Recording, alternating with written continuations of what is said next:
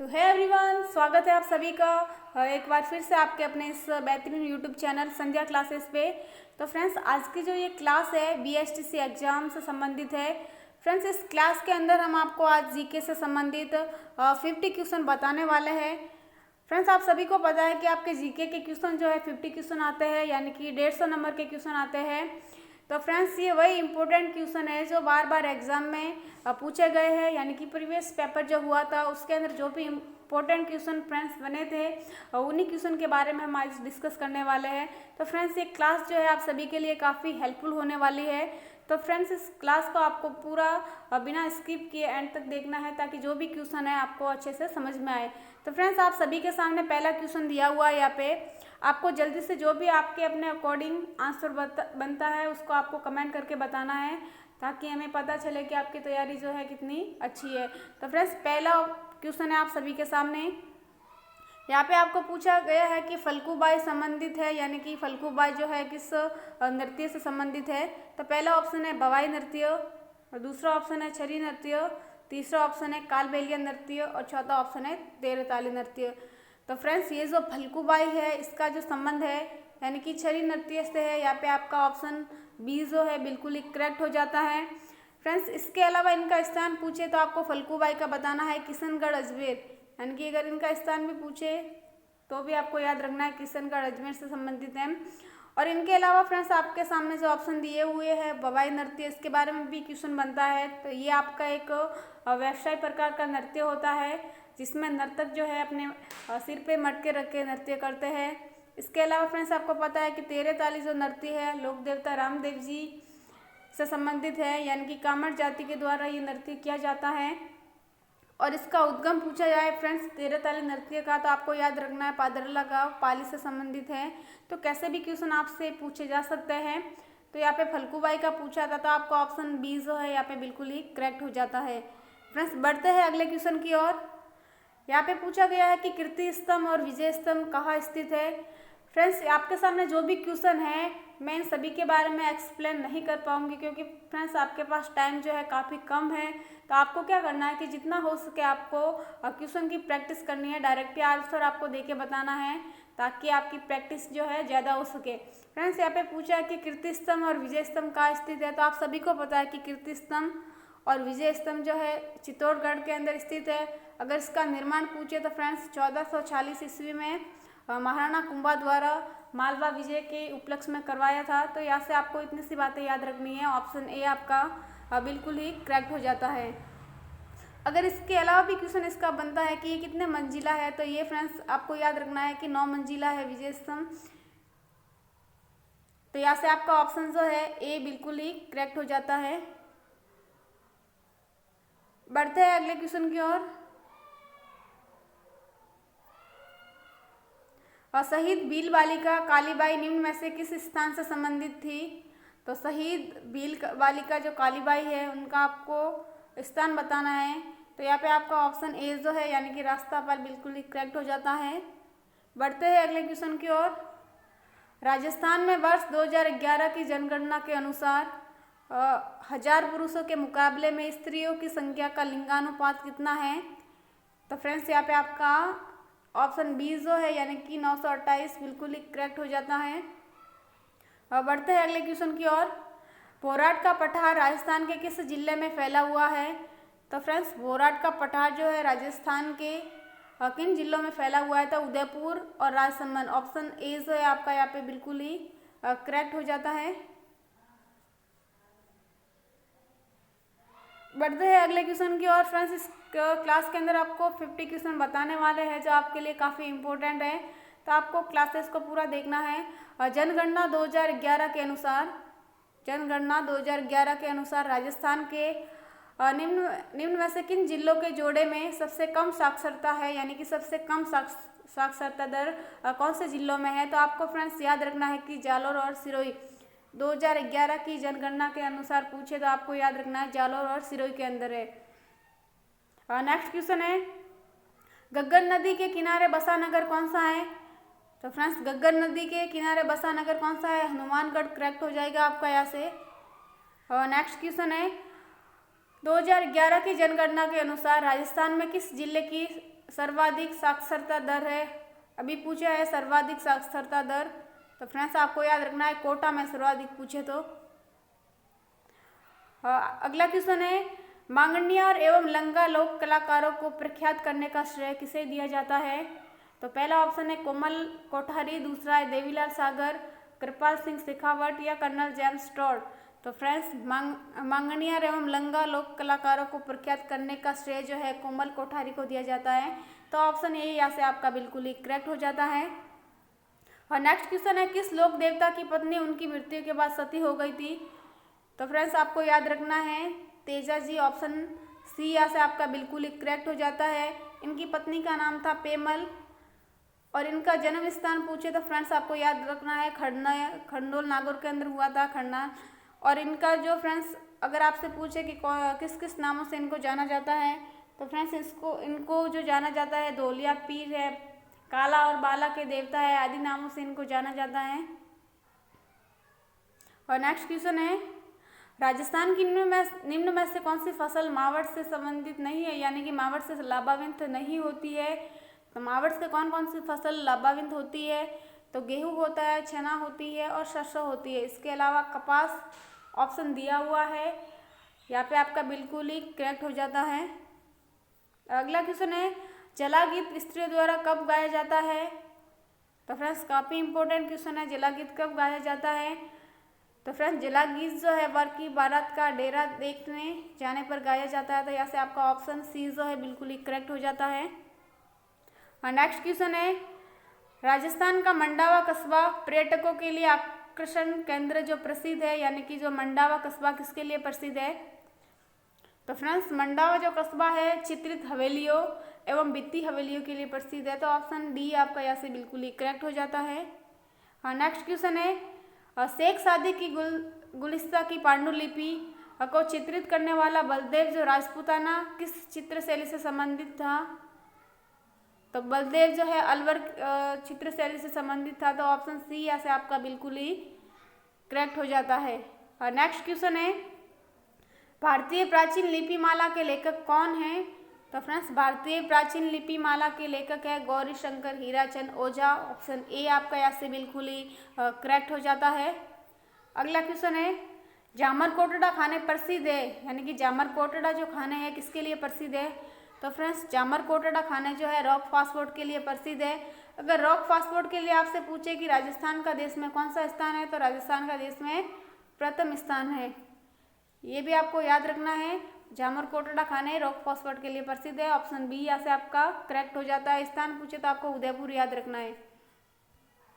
और next question है, निम्न में से कौन सा नृत्य यूनेस्को की विश्व सांस्कृतिक विरासत में शामिल किया गया है? तो आपको याद रखना है कालबेलिया नृत्य को किया गया है। तो ऑप्शन बी आपका यहाँ से बिल्कुल ही करेक्ट हो जाता है।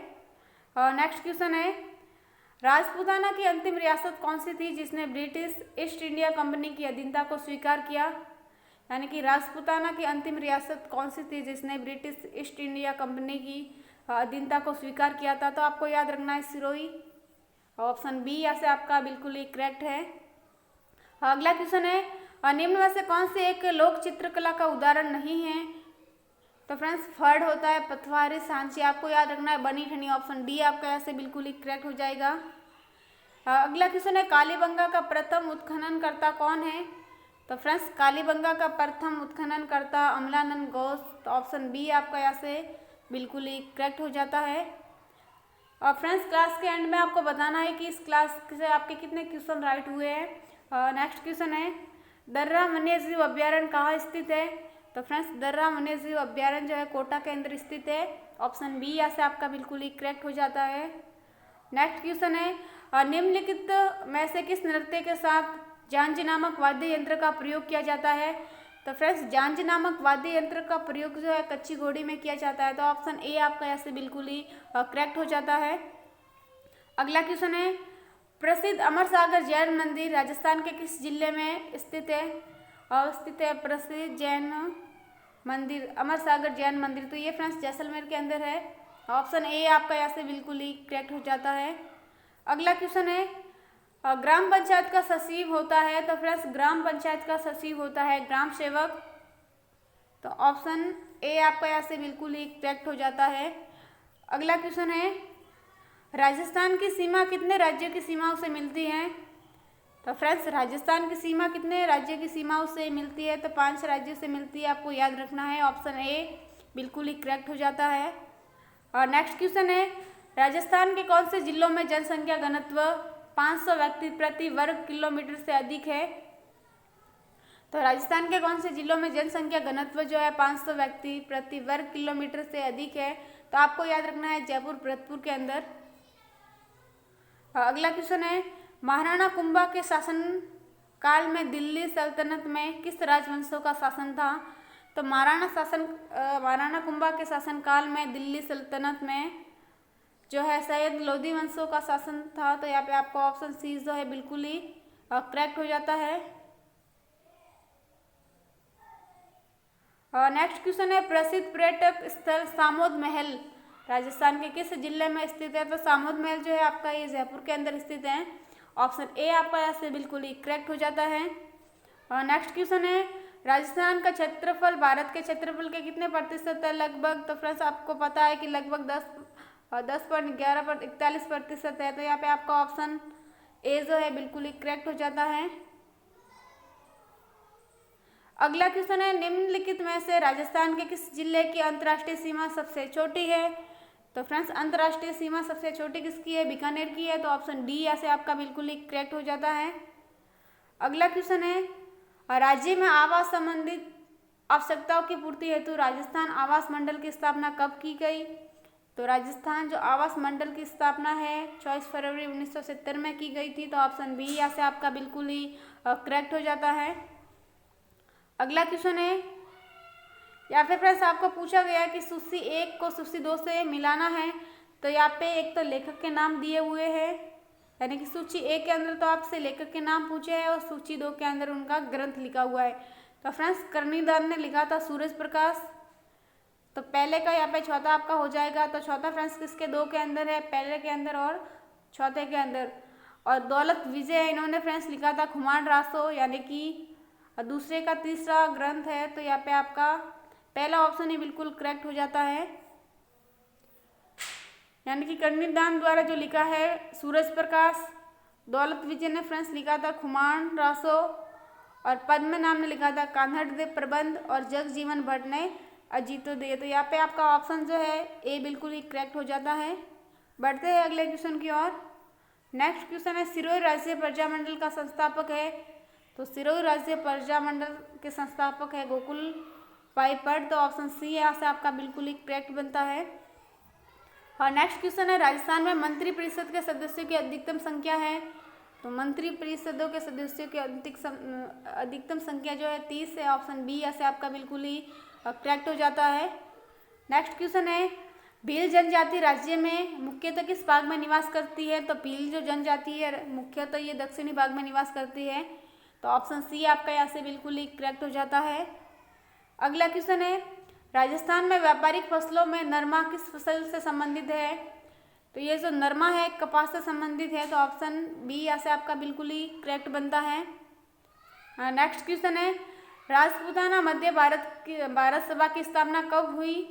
तो फ्रेंड्स राजपूताना मध्य भारत सभा की स्थापना जो है 1919 के अंदर की गई थी। आपको याद रखना है यहाँ पे 1919 याद रखना है, यानी कि ऑप्शन ए आपका यहाँ से बिल्कुल ही करेक्ट हो जाएगा। 1919 के अंदर की गई थी। अगला क्वेश्चन है, निम्नलिखित में से कौन जोधपुर का शासक नहीं था? तो जसवंत सिंह थे, अजीत सिंह थे, मोटा राजा उदय सिंह थे, जबकि यहाँ पे ऑप्शन दिया हुआ है अनुपम सिंह। तो ये जोधपुर के शासक नहीं थे। तो ऑप्शन डी आपका यहाँ से बिल्कुल ही करेक्ट बनता है। अगला क्वेश्चन है, किस विधानसभा चुनाव में राजस्थान विधानसभा सदस्य संख्या 184 से बढ़कर 200 कर दी गई थी?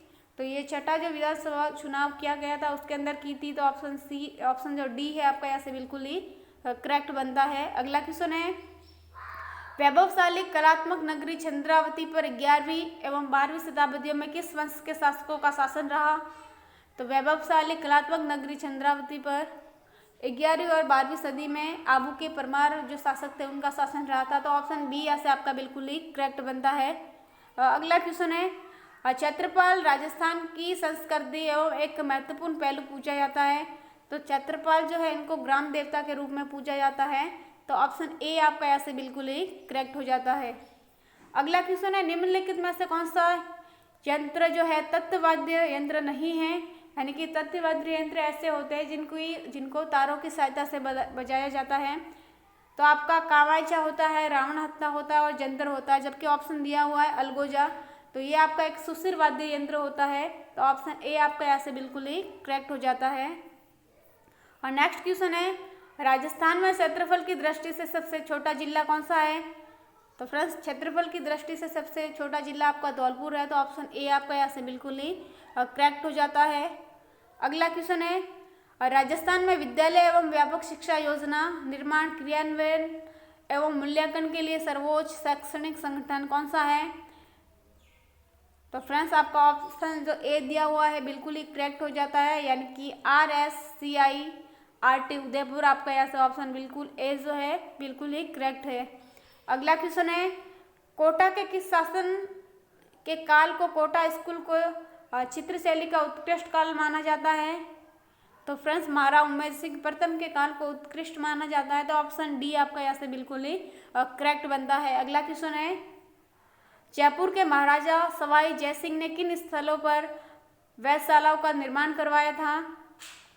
तो जयपुर के जो महाराजा सवाई जयसिंह थे उन्होंने जयपुर, वाराणसी, उज्जैन, मथुरा और दिल्ली के अंदर वेधशालाओं का निर्माण करवाया था। तो ऑप्शन बी यहाँ से आपका बिल्कुल ही करेक्ट बनता है।